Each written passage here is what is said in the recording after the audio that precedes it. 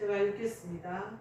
그때 예수께서 대답하여 이르시되 천지의 주제이신 아버지여 이것을 지혜롭고 슬기 있는 자들에게는 숨기시고 어린 아이들에게는 나타내심을 감사하나이다.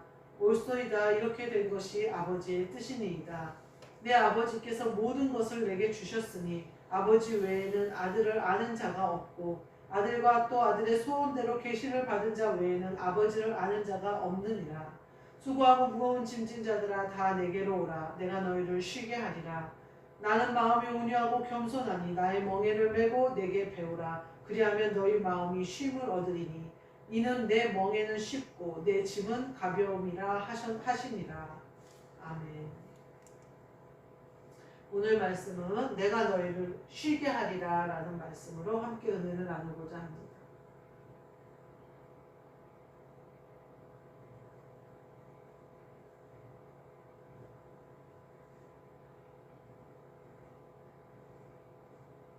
예수님이 천국 복음을 전하세요. 그래서 회개하라고 말씀을 하시고 또 나를 믿으라고 말씀을 하세요. 근데 믿지 않아야 될 죄인들 중에 죄인들이 손가락질 받고 죄인의 대명사인 사람들은 예수님의 복음을 받아들여요.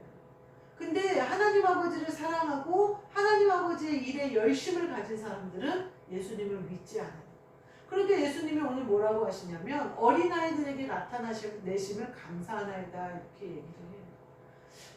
이 말씀이 뭘까?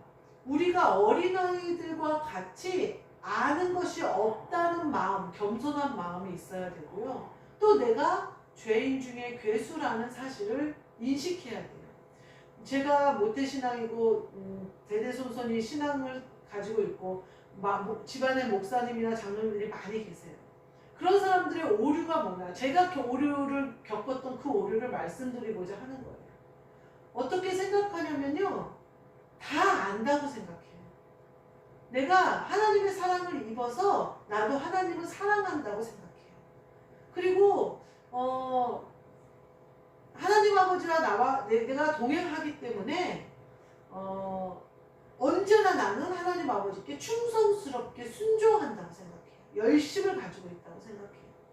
그래서 오히려 예수님을 못 만날 수도 있다는 사실을 몰라요. 왜냐하면 죄인이라는 사실을 그다지 인지하지 못하거든요. 왜 내가 죄인일까라는 의문이 들어요.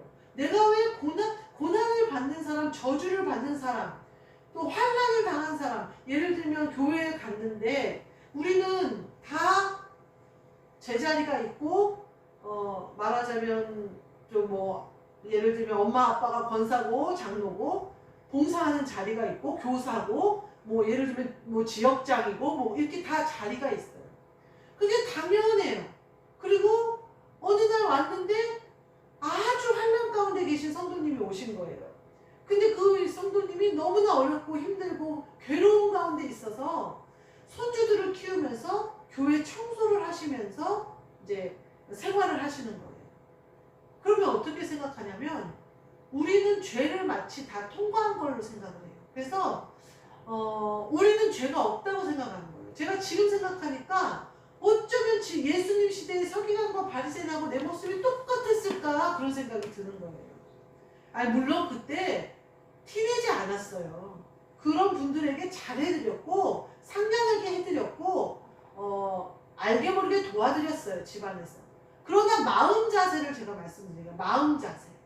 내 마음 자세가 그분은 마치 하나님께 돌아오는데 큰 죄가 있어서 그런 환난을 당한다고 생각하고 그분이 당하시는 환난과 고난이 나랑은 상관이 없다고 생각해요. 왜? 나는 죄가 그렇게 많지 않으니까. 혹은 내 선조들이 그 죄를 씻었으니까. 그 십자가를 잘 졌으니까 라고 생각을 한 거예요. 그래서 모태신앙들이 놓치는 게 뭐냐면요. 내가 예수님을 못 박은 그 죄인이라는 사실을 모르는 거예요. 난 절대 예수님을 십자가를 못 박지 않았다고 얘기해요. 나는 절대 그렇게 죄를 지어서 예수님을 그렇게 하지 않았다고 얘기해요. 스데반 집사가 성령 세례가 있어서 막 성령이 쏟아질 때 이제 7명의 집사를 세워요. 그 중에 스데반 집사가 있었어요. 그 스데반 집사가 성령이 충만해서 막 복음을 전해요. 그러니까 사람들이 어떻게 반응하냐면요. 시기해서 죽여요. 스데반 집사. 우리가요, 교회 안에서 어떤 사람이 성령 충만한지 하나님만 아세요. 그거 모든 사람이 듣기 싫은 말을 해요. 그가 정상이 아닌 것 같아요. 근데 만에 하나 예수님이 그 사람의 입술을 통해서 우리에게 전달하시고자 하신 메시지가 있다면 어떻게 할 거예요, 말이에요. 베드로와 요한이 복음을 전하다 잡혀 들어가요. 아니, 예수님이 복음을 전하는데 사도 바울이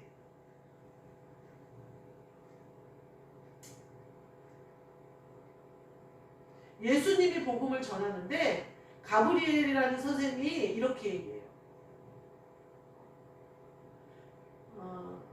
죄송해요. 제가 헷갈려요. 바울이 복음을 전할 때에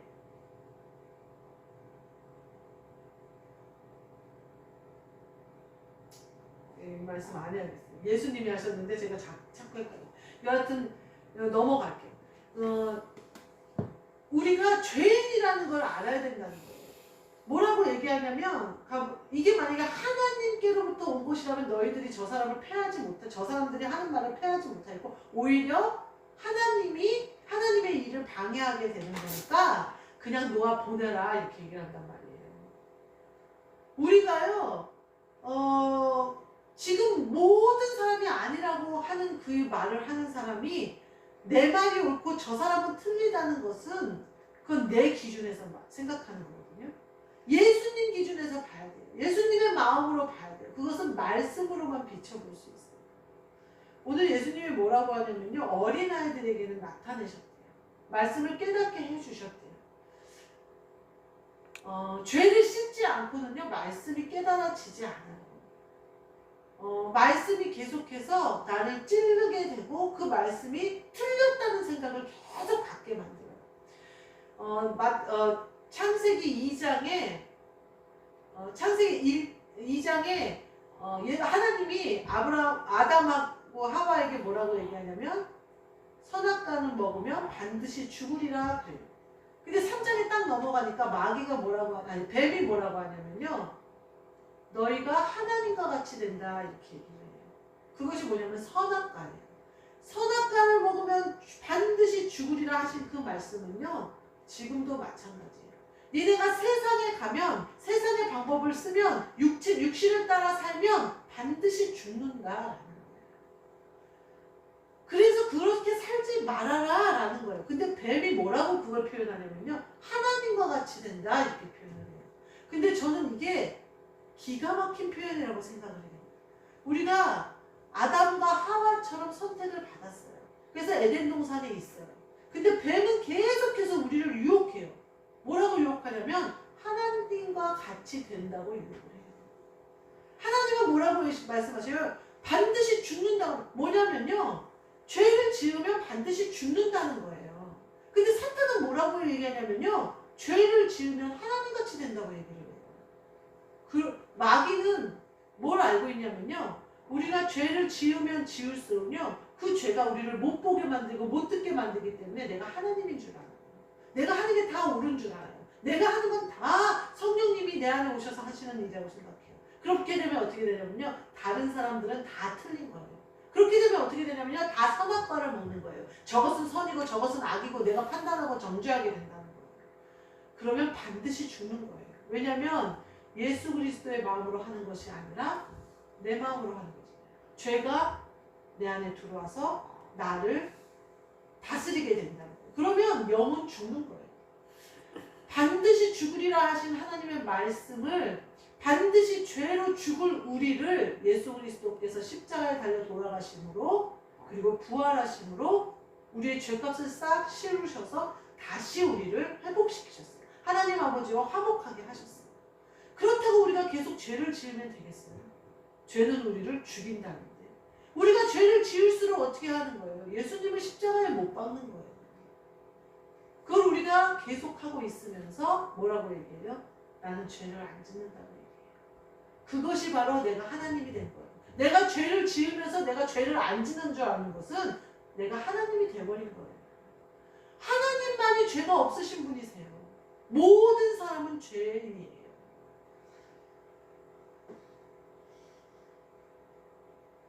아들을 아는 자, 아버지를 아는 자, 아들을 아는 자, 아버지를 아는 자는요, 절대 내가 내 공로로 하나님 아버지를 아버지로 부를 수 없다는 사실을 알아요.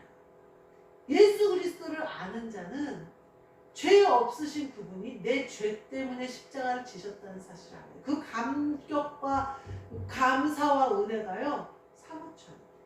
솔직히 말씀드리면요, 제가 주영왕 교회를 할 때까지만 해도, 이 말씀은 뭐냐면 제가 사모로서 거의 20년 생활을 했음에도 불구하고 십자가의 은혜가 나에게 눈물을 흘릴 만한 예수님의 사랑이 뜨겁게 느껴지는 그러한 십자가로 나에게 오지 않았어요. 그 말은 뭐냐면요, 내 자신이 그만큼 죄인이라고 생각하지 않은 거예요. 예수님 뭐라고 하시냐면 죄가 많은 사람이 나를 더 사랑한다 그러셨거든요.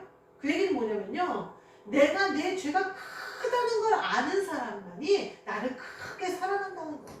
내 죄가 이만큼이라고 생각하는 사람은 예수님을 이만큼 사랑한다는 거예요.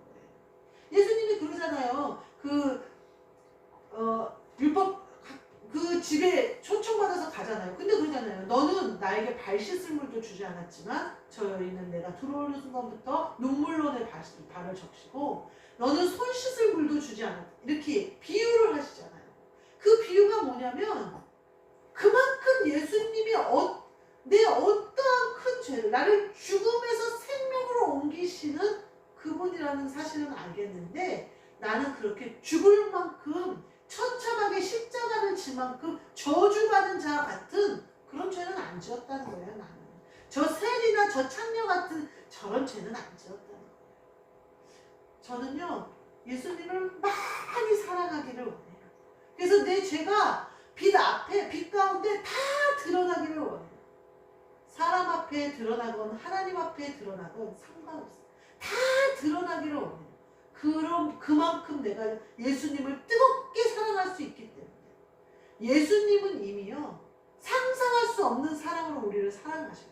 근데 내가 그 사랑을 인지하지 못하면요, 내 죄가 드러나서 나를 깨끗하게 하지 못하면요, 내가 그 죄가 내 안에 있다는 것을 인지하지 못하면요, 예수님의 사랑이 그렇게 나에게 오는 것을 내가 알지를 못해요. 보지도 못하고 듣지도 못해요. 내 죄가 낱낱이 드러나는 것마다 빛이다 그러셨거든요. 낱낱이 다 드러나서 내가 죄인 중에 죄인이구나라는 사실을 알고, 그런 나를, 더러운 나를, 냄새나는 나를 조금 더 개의치 않으시고 예쁘고 사랑스럽게, 아가서에 보면 꿀이 뚝뚝 떨어지는 러브레터를 쓴 것을 볼 수가 있어요. 예수님이 내가 그다지 아름답지 않아요. 근데 아름답다고 하셔요. 내가 그다지 깨끗하지 않아요. 근데 예수님이 내가 씻어 깨끗하게 한다고 하셔요. 너는 나의 순결한 내 신부다 이렇게 얘기하셔요. 예수님이 그렇게 하시면요, 모든 것이 씻겨지는 거예요. 저는 순결한 신부가 되어져서 잔치에 참여하는 거예요. 오늘 그 말씀을 계속 하고 계신 거예요. 내 멍에를 메고 내게 배우라. 예수님의 멍에를 맬 수 있는 것은요, 내가 죽는 걸 말씀하시는 거예요. 지금 예수님이 말씀하시는 것은. 그래야 너희 마음이 쉼을 얻는다는 거예요. 예수님이 우리를 쉬게 하고 싶으신 거예요. 안식하게 하시고 싶으신 거예요. 평안 가운데 살게 하고 싶으신 거예요. 죄의 종으로 살게 하지 않겠다는 거예요. 예수님. 그래서 예수님의 멍에를 매라는 거예요. 같이 매라는 거예요. 그러면 짐이 가벼워진다는 거예요. 너희의 마음에서 너희의 모든 것이 얼검했던 죄의 올무가 깨끗이 끊어지고 자유를 얻는다는 거예요. 여기 예수님은 그러면서 뭐라고 하시냐면요, 내 마음은 온유하고 겸손하니, 이렇게 얘기를 하고 있어요. 예수님의 마음이 온유하고 겸손한 데 있다는 거예요.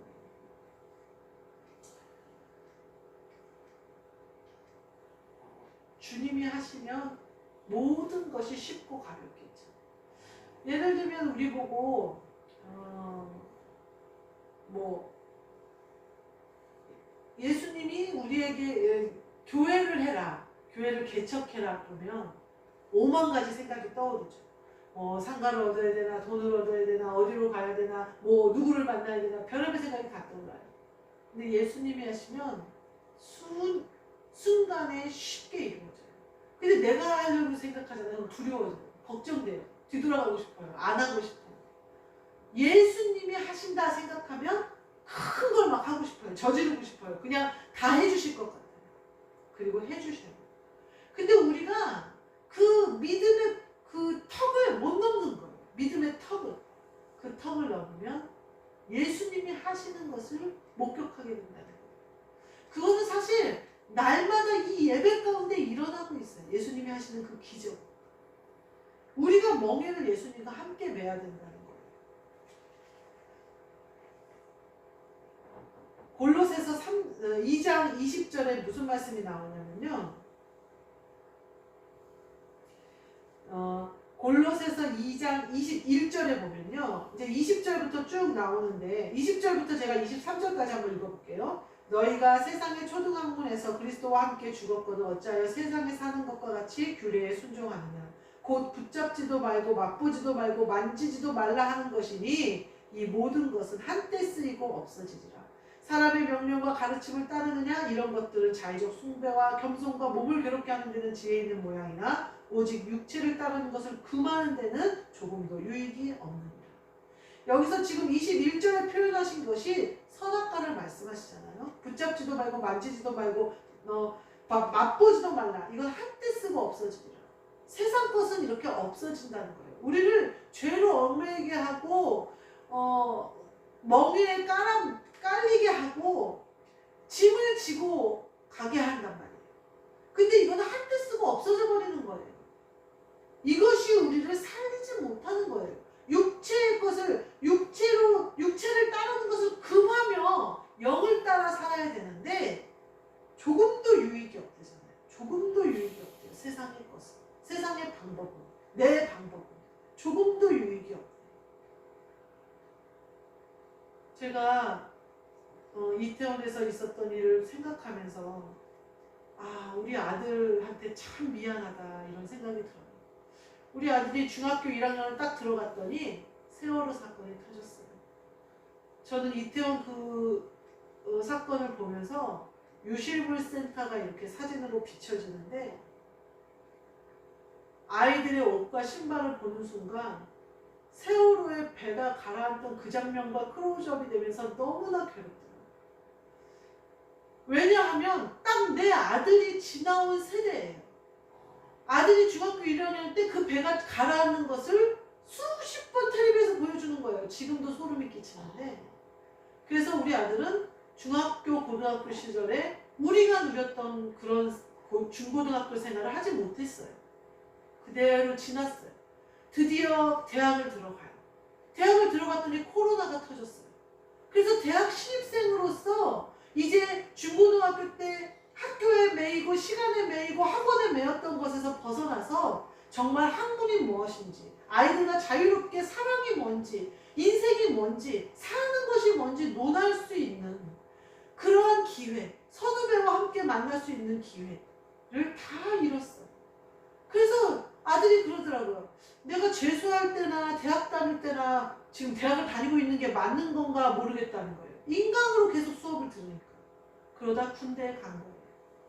아이들이 코로나 때문에 꽁꽁 묶여있다가 학교조차 못 가고 학교에서라도 내가 소속돼 있다는 소속감을 느꼈으면 좋으려만 그것도 느끼지 못하고 학교조차도 강력하게 나를 어떤 그룹이라는 것에 묶어주지 못하다가 이제 좀 모든 사람들이 이제 나와서 놀아보자 하고, 물론 날이 좋지는 않지만 그런 날은 아니지만 여하튼 했단 말이에요. 근데 또 수많은 아이들이 거기서 죽는 거예요. 제가 하나님 앞에 회개를, 정말 가슴을 찢으며 회개를 해야겠다. 그리고 계속 오늘 하루 회개하는 하루가 되어졌어요. 내 죄 때문이에요. 우리 죄 믿음이에요. 이 엄마 아빠들의 죄 때문이에요. 너무나 아이들을 위해서 준비해 놓은 게 없어요. 기도로도 준비하지 못했고요. 믿음으로도 준비하지 못했어요. 반면에 우리는 누릴 걸 다 누렸어요. 우리 선조 그 부모님들이 성령 받으면서 믿음 생활하겠다고 집을 팔아서 교회에 바치고 교회를 세우고 하나님 아버지를 사랑하면서 울부짖으며 기도하며 하나님 예수님이 원하시는 일이라면 세상 것을 버리고 쫓아갔던 그 순수한 믿음들 때문에 내가 받은 축복이 지금 복음의 축복이요 깨닫게 하시는 축복이요 어떻게 해서든지 성령으로 알게 해주시려는 하나님의 은혜 가운데로 돌아온 거란 말이에요. 근데 내가 내 자녀들을 위해서는 뭘 해줬나? 우리가 그 믿음을 지키지 못하고 신앙을 제대로 지키지 못하고 내가 성령을 따라 살지 못했기 때문에 마귀가 저렇게 뛸 수 있는 거 아닌가? 저렇게 지는 마음대로 생명을 앗아갈 수 있는 거 아닌가? 얼마나 가슴이 찢어지고 아이들한테 미안한지. 너무나 미안해. 너무나 미안해. 누릴 거 우리는 다 누려놓고 아이들에게는 단 하나도 주지 않는 강팍하고 욕심 많은 사람. 제가 여기 있었구나. 내가 하나님 앞에 그랬구나. 하나님이 얼마나 나를 사랑하셔서 얼마나 나에게 모든 것을 주시고 더럽기가 그지없는 나를 씻으시고 하셨는데 나는 누구 하나 용서하지도 못하고 누구 하나 진심으로 예수 그리스도의 마음으로 사랑하지도 못하고 내가 받은 것을 자녀들에게조차 그대로 주지도 못하고 여러분 우리 깨어 기도합시다. 우리 믿음을 따라 삽시다. 우리 영으로 삽시다. 부모들이 한 것으로요 저희가 축복받았잖아요. 저희가 한 것으로 우리 자녀들이 축복받아요. 우리 자녀들이 그런 고통 가운데 이 고통의 시간을 보내고 있는 이유는요 저희 때문이라는 거예요. 저 때문이라는 거예요. 예수님과 멍에를 함께 매야죠. 예수님이 말씀하시잖아요. 내게로 와라 쉬라는 거예요. 네가 하려고 하지 말고 네가 가졌다고 하지 말고 네 거라고 하지 말고 내가 준 것은 내가 준 것이다. 선악과 먹고도 나는 껐다고 하지 말고 죄는 죄다. 씻어야 된다.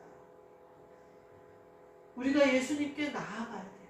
온유하고 겸손하신 예수님께 나아가서 우리도 그 예수님을 따라 예수님의 성품대로 살아야 돼요. 성령을 따라 살아야 된다고요. 영을 따라 살아야 된다고요. 예수님과 함께 멍에를 메고 예수님과 함께 짐을 지고 예수님이 가신 그 길을 우리가 따라가야 된다. 그럼 우리의 짐은 가볍고 예수님이 사랑하시는 그 사랑을 우리가 느낀 것처럼 우리 자녀들도 누릴 수 있게 돼요. 기독교가 이렇게 된 것도 아이들이 고통 가운데 세상을 사는 것도 우리가 깨어있지 못하는 것, 내가 깨어있지 못하는 것을 하나님 앞에 철저히 회개합니다. 그리고 하나님께 은혜를 구합니다. 하나님이 원하시는 대로 그리스도 예수의 종 되어져서 바르게 살고 진리를 따라 살도록 힘을 달라고 이 시간에 기도하시기 바랍니다. 그리하여 하나님 아버지께서 은혜를 베푸시는 대로 하나님 아버지께서 쉬게 하시는 대로 평안과 기쁨 가운데 사시는 저와 여러분이 되시기를 그리고 우리 자녀들이 되기를 주님의 이름으로 축복합니다. 아멘. 기도하겠습니다. 하나님 감사합니다. 예수 그리스도와 함께하는 삶, 빛을 따라 진리를 따라 사는 삶, 그것은 겉으로 표현되는 것이 아니고 세상의 것이 아니고 육신의 것이 아님을 압니다. 사람을 보고 세상을 보고 살았던 저희의 모든 것들을 용서하여 주옵소서. 씻어 주옵소서. 어리석고 미련하여 오해하고 어리석고 미련하여 엉뚱한 것을 향하여 간 저희를 용서하여 주옵소서. 오직 성령을 따라 오직 빛을 따라 영적으로 깨어있어서 믿음을 따라 사는 믿음으로 사는 하나님을 기쁘시게 해드리는 저와 예배드리시는 모든 분들과 그분 우리 모두의 자녀 손손이 되도록 주님 축복하여 주옵소서. 예수 그리스도의 이름으로 기도하옵나이다. 아멘. 하늘에 계신 우리 아버지여 이름이 거룩히 여김을 받으시오며 나라가 임하시오며 뜻이 하늘에서 이루어진 것 같이 땅에서도 이루어지리다. 오늘 우리에게 일용할 양식을 주시옵고 우리가 우리에게 죄 지은 자를 사하여 준 것 같이 우리 죄를 사하여 주시옵고 우리를 시험에 들게 하지 마시옵고 다만 악에서 구하시옵소서. 나라와 권세와 영광이 아버지께 영원히 있사옵나이다.